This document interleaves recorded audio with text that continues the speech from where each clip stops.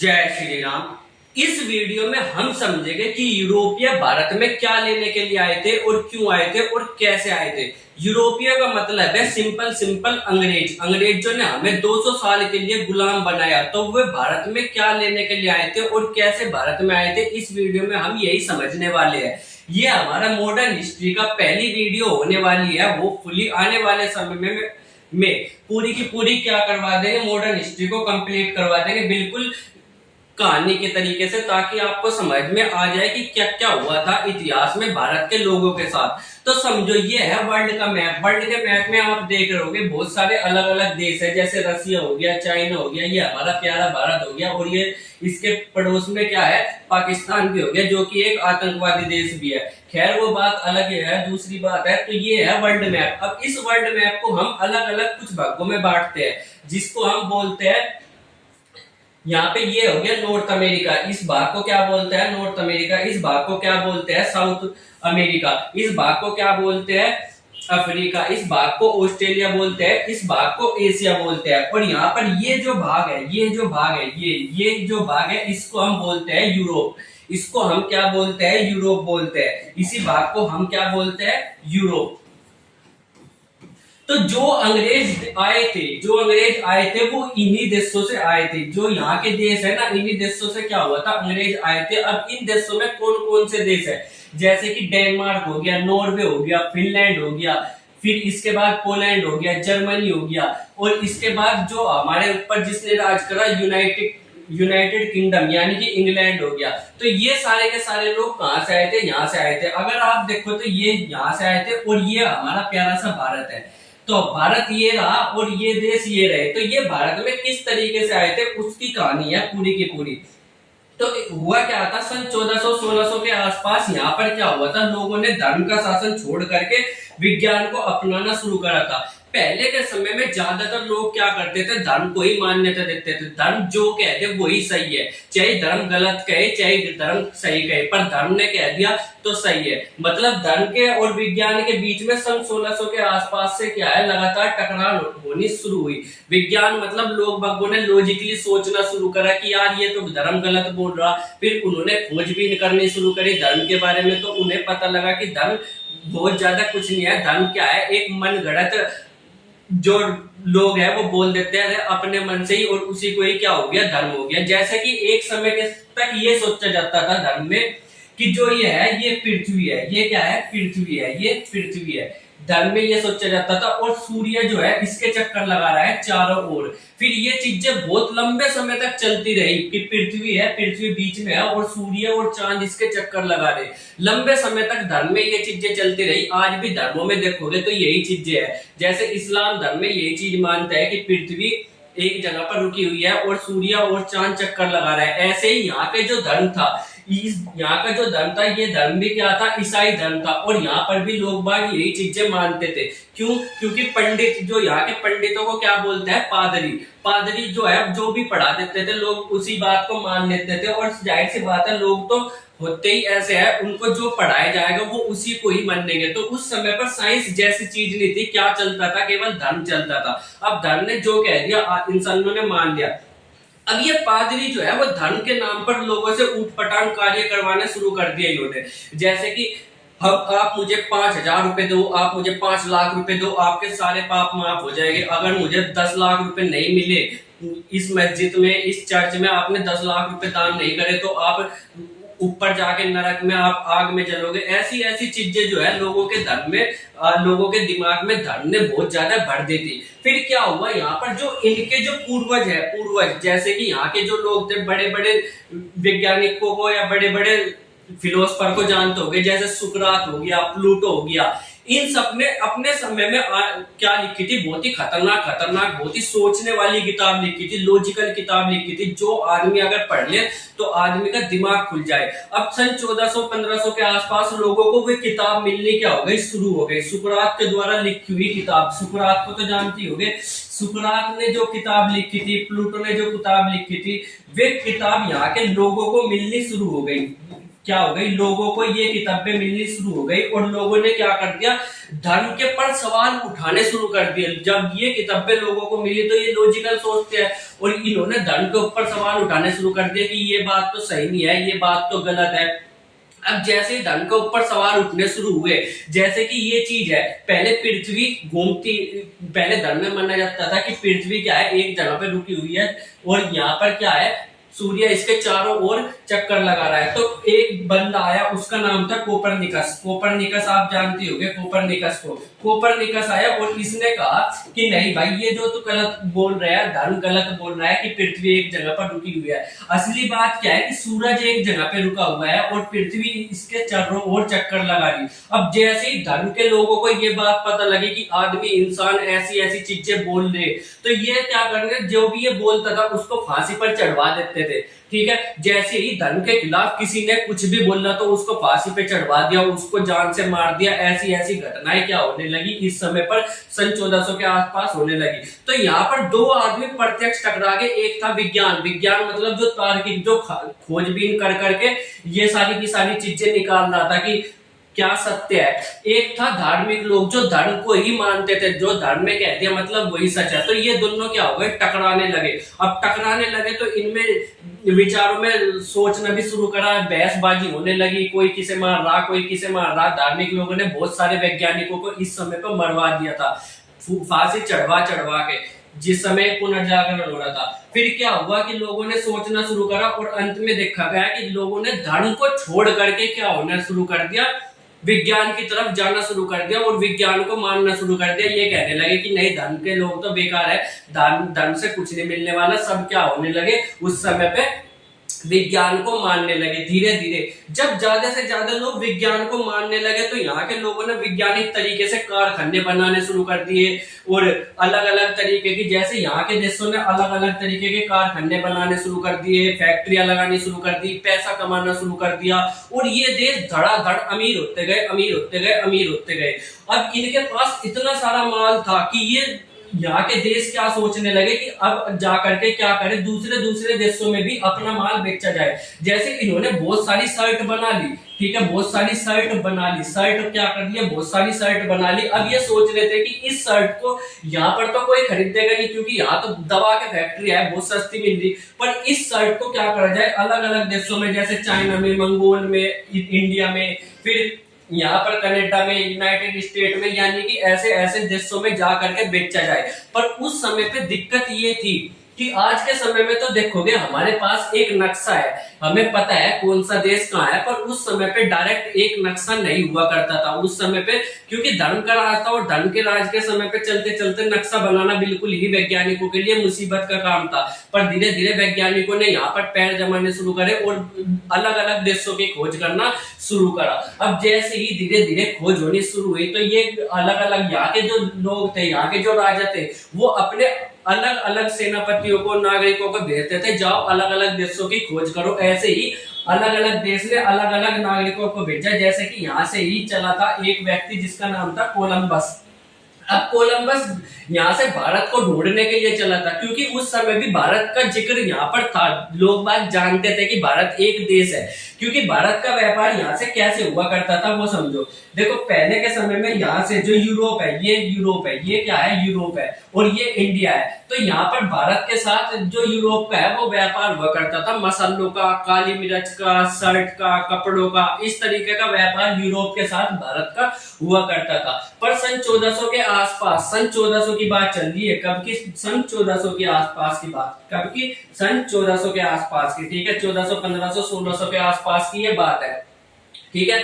तो यहाँ पर व्यापार हुआ करता था। पर यहाँ पर सन 1400 के आसपास यहाँ पर जितने भी देश है ना, यहाँ पर किसका शासन हो गया, मुसलमानों का शासन हो गया। यहाँ पर कौन आ गए, मुसलमान आ गए, कौन आ गए, मुस्लिम आ गए। यहाँ पर कौन आ गए, मुस्लिम आ गए। अब मुस्लिम जैसे ही यहाँ पर आए तो यहाँ से जाने वाला जो सामान यहाँ पर जत्ता था, यहाँ से जाने वाला जो सामान जत्ता था, ठीक है, ये आ गए मुस्लिम। मुस्लिम जब आए, यहाँ से जो सामान जाता था वो डायरेक्ट किसके रास्ते जाया करता था, वो डायरेक्ट ऐसे जमीन से होता हुआ जाया करता था यहाँ तक। अब जब मुस्लिम आ गए तो मुस्लिमों ने यहाँ से जो सामान जाता था उस पर भारी टैक्स लगाना शुरू कर दिया। भारी टैक्स यानी कि अगर तुम्हें यहाँ से लेकर के कोई सामान यहाँ तक पहुंचाना है तो मुस्लिमों को क्या करना पड़ेगा, मुस्लिम जो राजा थे उनको अच्छा खासा पैसा देना पड़ेगा। अब जो यूरोप के लोग थे इस टैक्स से बहुत ही ज्यादा परेशान थे। जो चीज यहाँ से 10 रुपए की है, 10 रुपए की चलती थी, वो यहाँ तक पहुंचते पहुंचते 100 रुपए की, 1000 रुपए की ऐसे हो जाती थी, टैक्स लगते लगते लगते लगते। तो इससे जो यहाँ के देश थे उन्होंने सोचा कि नहीं यार, इतना सारा सामान है और दूसरे देशों से व्यापार भी करना है, तो इसका कुछ ना कुछ करा जाए। तो कुछ ना कुछ करने के लिए इन्होंने सोचा कि भारत जाने वाला कोई दूसरा रास्ता ढूंढा जाए, भारत जाने वाला कोई दूसरा रास्ता ढूंढा जाए। अब ये क्या दूसरा रास्ता ढूंढने के लिए इन्होंने अपने जो नाविक है उनको भेजना शुरू करा कि जाओ ढूंढ करके आओ भारत से जाने वाला एक दूसरा रास्ता।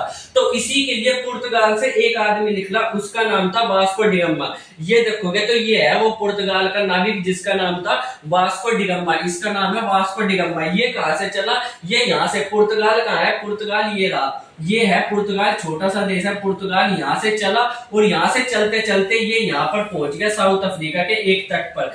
इस जो जहां पर पहुंचा था इस जगह का नाम है कैप ऑफ गुड होप। ये अक्सर सवाल में आया जाता है कि कौन से रास्ते से जो वास्को डिगामा है कौन से रास्ते से होता हुआ भारत पहुंचा था, तो उसमें आपको टिक करना है अफ्रीका के कैप ऑफ गुड होप की जगह पर ये पहले रुका था। फिर ये यहाँ से क्या हुआ, यहाँ से आते आते भारत के एक केरल राज्य के एक जगह पर रुका जिसका नाम था कालीकट। अब ये यहाँ तक पहुंच गया। यहाँ का जो शासक था जयमोरिन, अब इसने देखा कि एक आदमी भारत को ढूंढते ढूंढते समुद्री मार्ग से भारत आ गया है, तो इसने भव्य स्वागत करा किसका, वास्को डिगामा का, और बहुत ही ज्यादा खुश था कि ये कि हाँ चलो हमारे यहाँ एक अंग्रेज आया है, अंग्रेज आया है, अंग्रेज आया है। अंग्रेज को देखते ही तो भारत वाले वैसे ही पहले से ही बहुत ज्यादा खुश हो जाते थे।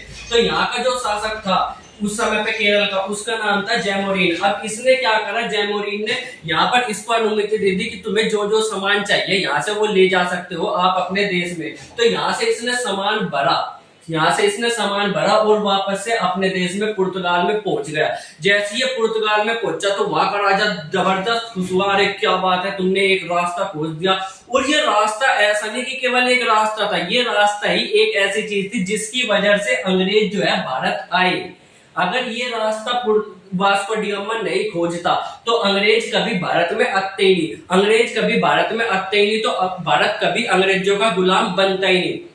इसीलिए कहा जाता है कि भारत की खोज किसने करी थी, वास्को डिगामा ने। क्योंकि हमारी हिस्ट्री जो है, हमारी किस्मत इतनी खराब है कि हमें क्या है, हिस्ट्री किसके नजरिए से पढ़ाई जाती है, अंग्रेजों के नजरिए से पढ़ाई जाती है। मतलब अंग्रेज जो हमारे बारे में सोचते थे उसी को हिस्ट्री में लपेट दिया। अब सोच लो हमारी कितनी किस्मत खराब है कि हमें ये पढ़ना पड़ता है कि भारत की खोज किसने करी थी, उसका आंसर है वास्को डिगामा। ये हमारी किस्मत खराब है, जबकि हमें पढ़ाना चाहिए कि अंग्रेज से यहाँ से यूरोप से भारत आने वाले रास्ते की खोज किसने करी थी, वास्को डिगामा ने करी थी। और ये रास्ता हमारे लिए एक अभिशाप बन के पैदा हुआ, क्योंकि यहाँ से लोग बाग क्या हो गए, अंग्रेजों ने यहाँ से लगातार आना शुरू कर दिया भारत में, और वे भारत में आते गए आते गए आते गए, और एक समय पे ऐसा समय आया जब उन्होंने इसी रास्ते के माध्यम से क्या कर लिया, पूरे भारत को गुलाम बना लिया। तो ये केवल एक रास्ता नहीं था, ये क्या था, भारत की गुलामी का शुरुआती चरण था। तो यहाँ पर क्या हो गया, वास्को डिगामा ने इस रास्ते की खोज करी, और ये रास्ता जब ये पुर्तगाल पहुंचा है सारा का सारा सामान लेकर के, तो इसने बेहतरीन मुनाफा कमाया, बेहतरीन, लगभग कहते हैं 100 गुना के आसपास इसने मुनाफा कमाया था। जो क्योंकि यहाँ से यहाँ तक आने में टैक्स बहुत ज्यादा लग जाता था, इसी वजह से चीजें महंगी हो जाती थी। अब यहाँ पर किसी को भी इन्होंने टैक्स नहीं दिया और डायरेक्ट यहाँ पर अपने देश में पहुंच गया, इसीलिए सारा का सारा जो टैक्स है वो बच गया और प्रॉफिट बहुत ज्यादा हुआ। यहाँ पर क्या हुआ, बहुत ज्यादा प्रॉफिट हुआ वास्को डिगामा को। अब वास्को डिगामा यहाँ पर पहुंच गया। अब इन्होंने सोचा कि यार ये तो बहुत ही अच्छा रास्ता ढूंढ लिया। अब यहाँ से पुर्तगाल के जो राजा थे उन्होंने भेज दिया, क्या कर दिया, यहाँ से जो पुर्तगाल के राजा थे उन्होंने भारत के लिए क्या कर दिया, अपनी सेना या अपने जो व्यापारी थे उनको भेजना लगातार शुरू कर दिया। अब केवल पुर्तगाल ने ये रास्ता खोजा, पर जो आसपास के देश थे जैसे फ्रांस हो गया, स्पेन हो गया, आयरलैंड हो गया, यूनाइटेड किंगडम हो गया, डेनमार्क होगा, इन लोगों को भी तो ये रास्ता पता चल गया था कि हाँ भारत जाने वाला ये रास्ता भी है। तो इन्होंने भी क्या करना, इन्होंने भी अपने व्यापारियों को इधर इधर भेजना शुरू कर दिया, इधर इधर का भारत में व्यापार करने के लिए लगातार इस रास्ते से व्यापारी आने शुरू हो गए अलग अलग देशों से। अंग्रेज जिसने हमारे ऊपर राज किया, यानी कि यूनाइटेड किंगडम, वे भी इसी रास्ते से पहले भारत में आए थे। अब जैसे ही व्यापारी बहुत सारे आने शुरू हो गए, तो जो यहाँ के जो व्यापारी थे, भारत के व्यापारी, भारत पर किसके व्यापारी ज्यादातर थे, वो थे अरब के व्यापारी, यानी कि मुस्लिम व्यापारी यहाँ पर बहुत ज्यादा थे। अब जो है मुस्लिम व्यापारी यहाँ से जब आने लगे ये व्यापारी, तो ये फूकने लगे, ये सोचने लगे नहीं ये तो हमारा पूरा का पूरा सत्यानाश कर देंगे, तो सारा का सारा प्रॉफिट खा जाएंगे इस तरीके से। तो इन्होंने मुस्लिम व्यापारियों ने क्या करना शुरू कर दिया, इसे जो जैमोरिन यहाँ का राजा था, केरल का राजा जैमोरिन, ये है जैमोरिन, इसको क्या कर दिया, भड़काना शुरू कर दिया और अपने साथ मिला लिया। अब इनके सामने चुनौती ये थी कि पहले तो ये जो जैमोरिन था वो इनका साथ दे रहा था यूरोपियों का, पर अब यूरोपियों का इसने जैमोरिन ने साथ देना बंद कर दिया और कहा कि हम तो जो अरब के व्यापारी है, मुस्लिम व्यापारी है, उन्हीं के साथ से ही अपना बिजनेस चलाएंगे। तो इसी वजह से जो यहाँ के जो व्यापारी थे उन्होंने यहाँ पर क्या करना शुरू कर दिया, आक्रमण करना शुरू कर दिया। आक्रमण करके यहाँ पर इसने जैमोरिन को हरा दिया और जो अरब व्यापारी थे उनको भी निपटा दिया। यहाँ पर अरब व्यापारियों को भी हरा दिया और किसको, जैमोरिन को भी हरा दिया। अब इसने हरा दिया तो इसने देखा कि यार अब यहाँ से अरब व्यापारी तो खत्म हो गए, अरब व्यापारी जो यहाँ से आया करते थे वो तो खत्म हो गए, पर यहाँ से बहुत सारे लोग आ रहे हैं इधर व्यापार करने के लिए। यहाँ से क्या कर रहे हैं, यहाँ से बहुत सारे लोग इधर व्यापार करने के लिए आ रहे हैं। अब इनका कुछ ना कुछ करा जाए। तो एक शासक था, एक क्या था, जो पुर्तगाल था, उसने अपना एक वॉइसरॉय भेजा, क्या उसका क्या नाम था, फ्रांसिस्को डी अल्मेडा। ये देखोगे तो ये क्या था, फ्रांस का एक बहुत ही अच्छा सेनापति था, इसका नाम था फ्रांसिस्को डी अल्मेडा। तो इसने इस मुसीबत से बचने के लिए कि अरब के कि यहाँ से बाकी और देशों के व्यापारी यहाँ पर ना आए, इसने क्या एक पॉलिसी चलाई, उसका नाम क्या था, blue water policy. Blue water policy क्या नाम था उस पॉलिसी का, blue water policy. Blue water policy बहुत ही ज्यादा इंपॉर्टेंट है। ब्लू वाटर पॉलिसी या इसी को ही कहते हैं नीले सागर की नीति, इसी को ही हम नीले सागर की नीति भी बोलते हैं। क्या बोलते हैं, नीले सागर की नीति, नीले सागर की नीति, ठीक है, इसी को ही हम नीले सागर की नीति भी बोलते हैं। और ये क्वेश्चन है जो बहुत ज्यादा इंपॉर्टेंट है और एग्जाम में बार बार आता रहता है कि नीले सागर की नीति किसने चलाई थी, फ्रांसिस्को डी अल्मेडा ने चलाई थी। ठीक है, अब ये नीले सागर की नीति क्या थी, तो इसमें इन्होंने कहा कि देखो जो भी यहाँ से दूसरे देशों से, जैसे कि चाहे अंग्रेजों को यूनाइटेड किंगडम के लोगों को आना होगा, आयरलैंड के लोगों को आना होगा, वो आएंगे तो क्या इस रास्ते से ही आएंगे, वो इसी रास्ते से आएंगे, उनके पास और कोई रास्ता है ही नहीं यहाँ आने के लिए। तो इन्होंने सोचा कि यहाँ पे क्या करो, इस रास्ते को ही क्या कर दो, ब्लॉक कर दो, इस रास्ते को ही क्या कर दो, ब्लॉक कर दो। ये समुद्र का रास्ता था, इसीलिए इसको ब्लू वाटर पॉलिसी कहा गया, नीले सागर की नीति, यानी कि नीला सागर। तो नीले सागर के रास्ते को क्या कर दिया गया, ब्लॉक कर दिया गया। इन्होंने कहा कि इस रास्ते को ब्लॉक कर दो। यहाँ पर इसने पूरी जगह पर अपने क्या कर दिए, नौका, यानी कि नौसेना तैनात कर दी, जो पानी में चलती है वो उस तरीके की सेना क्या कर दी, इसने तैनात कर दी। अब यहाँ पर सेना तैनात हो गई, यहाँ पर क्या हो गई, सेना तैनात हो गई। अब यहाँ पे जो भी जहाज इनको दिखता था, जो भी व्यापारिक जहाज इनको दिखता था कि सामान लेकर जा रहा है, उसको क्या कर देते थे, ये गिरा देते थे, उसको क्या कर देते थे, मार करके गिरा दिया करते थे। ये कहते थे कि अगर आपको इस सागर में आना है तो हमसे पहले परमिशन लेनी पड़ेगी, तभी आप इस जगह पर प्रवेश कर सकते हो। इसी के लिए ये एक क्या एफिडेविट या पत्र जारी करते थे, इसीलिए ये एफिडेविट पत्र जारी करते थे। कौन करते थे, पुर्तगाली ये पत्र जारी करते थे, यानी कि फ्रांसिस्को डी अल्मेडा ये पत्र जारी करता था। और जिसके पास भी ये पत्र होता था उसको तो इस रास्ते में छोड़ दिया जाता था, पर अगर उसके पास ये पत्र नहीं है उसको मार करके वही डुबो दिया जाता था। उसमें जितना भी सामान था उसको सारे को लूट लिया जाता था। पहले के समय में ऐसे ही लूट करते थे सारे के सारे व्यापारी। आज के समय में लूट के दिखा दो, ऐसा है कि अगर आज के समय में किसी ने ऐसे लूट लिया ना, उसके ऊपर पूरी की पूरी सरकार हमला कर देगी। तो पहले ये बात क्या थी, लूटपाट होनी बहुत ही आम बात थी। तो इसी तरीके से क्या था, क्यों अपनाई थी, सबसे पहले अरब व्यापारी को हटाना था। इनका मकसद जो मुस्लिम व्यापारी थे उसको हटाना था और साथ में अंग्रेज, डच या समुद्री व्यापार पर अपना कायम स्थापित करना था।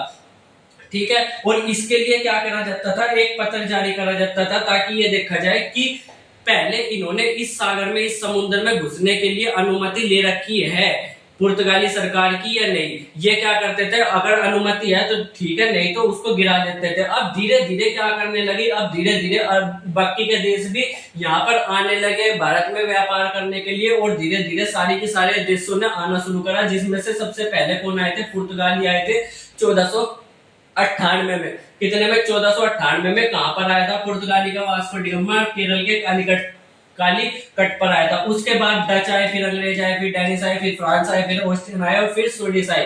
यही वो अंग्रेज थे जिसने हमारे ऊपर क्या करा, राज करा लगभग 200 से 250 साल तक, 200 के आसपास साल तक इन्होंने हमारे ऊपर क्या करा, राज करा। अब ये यहाँ पर भारत में लगातार कंपनियां पर कंपनियां आती जा रही, पर ऐसे तो है नहीं कि कोई भी कंपनी ये देख करके शांत बैठ जाए। पुर्तगाली के बाद डच आए, डच को देख करके पुर्तगाली क्या हो जाएगा, आग बबूला हो जाएगा, इनका खून फूकेगा कि डच कैसे आगे व्यापार करने के लिए। तो इससे क्या होगा, पुर्तगाली और डचों में क्या हो जाएगा, युद्ध होगा। फिर अंग्रेज आए, फिर पुर्तगाली, डच और अंग्रेजों में युद्ध होगा, फिर डेनिशों में, इन सब में क्या होगा, आपस में ये सारी की सारी कंपनियां क्या करेगी, अब लड़ेगी, और लड़ करके जोन भी जीतेगा इस युद्ध को, वही क्या करेगा, भारत पर पूरी तरीके से व्यापार का शासन कर सकता है। तो इसमें क्या है, सारी की सारी कंपनियां आपस में लड़ने लगी, और उसमें जो सबसे बड़ी कंपनी जीत करके आई वो थी अंग्रेजों की कंपनी। यानी कि अंग्रेज जीत करके आए और इन्होंने ही भारत में क्या है, व्यापार किया, और धीरे धीरे व्यापार से इन्होंने क्या करना शुरू कर दिया, भारत पर शासन करना शुरू कर दिया। अब कैसे कैसे इस अंग्रेजों ने इन सबको हराया, ये पढ़ेंगे हम अगली वीडियो में, जिसको बोलते हैं कर्नाटक के युद्ध, उसमें हम इन चीजों को पढ़ेंगे। तो फिलहाल अब वेट करो अगली वीडियो का, ज्यादा से ज्यादा कितने दिन, कल या परसों को मैं अगली वीडियो अपलोड कर दूंगा। मिलेगा अगली वीडियो में, तब तक के लिए आप खुश रहे, मुस्कुराते रहे, बाय बाय।